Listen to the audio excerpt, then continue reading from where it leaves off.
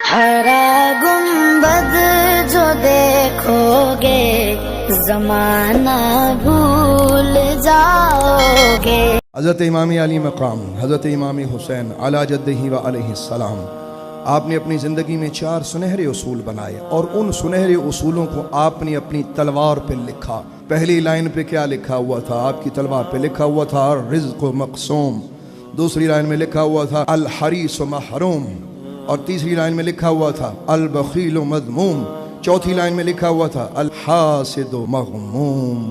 یہ 4 لائنیں لکھی ہوئی تھیں۔ اب اس کا ترجمہ سنو۔ کسی نے پوچھا کہ یا حسین اپنی زندگی میں کامیاب ہونا چاہتا ہوں، فرمایا اپنی زندگی میں 4 اصول بناؤ۔ اللہ نے جو تمہیں رزق دیا اس پہ راضی ہو جاؤ۔ رزق تقسیم ہو چکا، رزق بانٹا جا چکا۔ رزق جو اللہ نے کسی کو دینا ہے وہ مل کے رہے گا۔ جو دانہ آپ نے کھانا ہے وہ آپ ہی کھائیں گے، کوئی نہیں کھا سکتا۔ اور جو آپ نے نہیں کھانا، واللہ خدا کی قسم میں نے بڑے بڑے امیر لوگوں کو دیکھا ہے کہ مال دولت کے انبار لگے ہوئے ہیں، ڈاکٹر نے منع کر رکھا ہے جی شوگر ہے، ڈاکٹر نے منع کر رکھا ہے کہ ہارٹ پیشنٹ ہے، ڈاکٹر نے منع کر رکھا ہے جی بلڈ پریشر کا مریض ہے، ڈاکٹر نے منع کر رکھا ہے جی یہ ہو جائے گا وہ ہو جائے گا۔ اتنا کچھ ہونے کے باوجود اللہ کی نعمتیں کھانے سے محروم ہے، تو آپ وہی استعمال کریں گے جو اللہ نے ازل سے آپ کے نصیب میں لکھ دیا ہے۔ اس کے لیے پیسے کا معاملہ نہیں ہے۔ اللہ پہ یقین رکھو کہ جو رزق اللہ نے آپ کو دیا وہ آپ ہی کو دیا، اس نے کسی کو نہیں دینا۔ اور جب تک آپ وہ دانہ نہیں کھا لیتے، کوئی بندہ میں آپ اس دنیا سے نہیں جائیں گے۔ دوسرا الحریص محروم، فرمایا جو لالچ کرتا ہے اللہ اس سے چھین لیتا ہے۔ لالچ کی وجہ سے، حرص کی وجہ سے اللہ اس سے چھینتا ہے، تو فرمایا لالچ نہ کرو۔ ایک شخص آپ کی خدمت میں آیا، اس نے حضرت امام حسین کو نعوذ باللہ گھر کے سامنے باہر کھڑے ہو کے گالیاں دی۔ اللہ اکبر۔ حضرت امام حسین باہر آ گئے اور باہر آ کے مسکراتے چہرے سے پوچھتے ہیں تجھے بھوک لگی ہے؟ اس نے اور 2-4 گالیاں دی۔ اللہ اکبر اللہ اکبر۔ ایک غلام تڑپا، اس نے کہا حضور ذرا 1 منٹ دے، میں اس کو بھی ٹھیک۔ فرمایا صبر کر صبر کر، اس کا علی کے بیٹے سے سامنا ہے، صبر کر۔ اس نے پھر گالیاں دی۔ آپ نے فرمایا لگتا تیرے گھر میں کوئی پریشانی ہے۔ وہ بڑا حیران کہ میں خطا کر رہا ہوں، یہ بدلے میں عطا کر رہا ہے۔ اللہ اکبر۔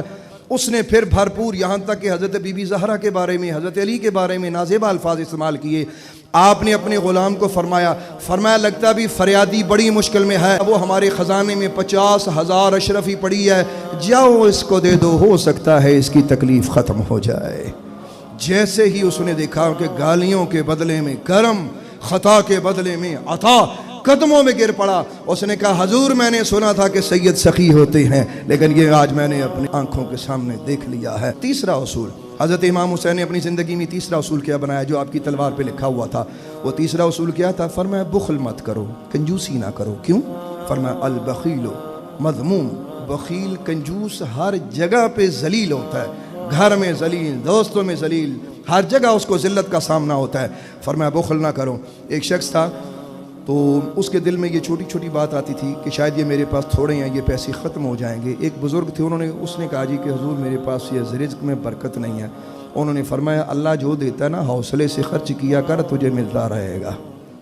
حوصلے سے خرچ کیا کر۔ ہفتے بعد آ گیا، کہنے لگا حضور میں سوکھا ہو گیا، کام ہو گیا۔ اپنے اللہ پہ یقین رکھیں۔ چوتھا اصول حضرت امام حسین کا، کسی سے حسد نہیں کیا۔ اب حسد کب کسی سے کیا جاتا ہے؟ اصول ہے ایک چھوٹا سا۔ حسد تب کیا جاتا ہے کہ جب اپنے سے بڑھ کے کسی کو نعمت میں دیکھا جائے۔ جنت جس کی اپنی، باپ جس کا اولیاء کا سردار، نانا جس کا نبیوں کا سردار، اور ماں جس کی خاتون جنت ہو، اور بھائی جس کا سید الشہداء ہو، حوض کوثر پہ پوری امت کو ڈیوٹی ہوگی پانی پلانے کی، بھلا یہ کسی سے کیوں حسد کریں؟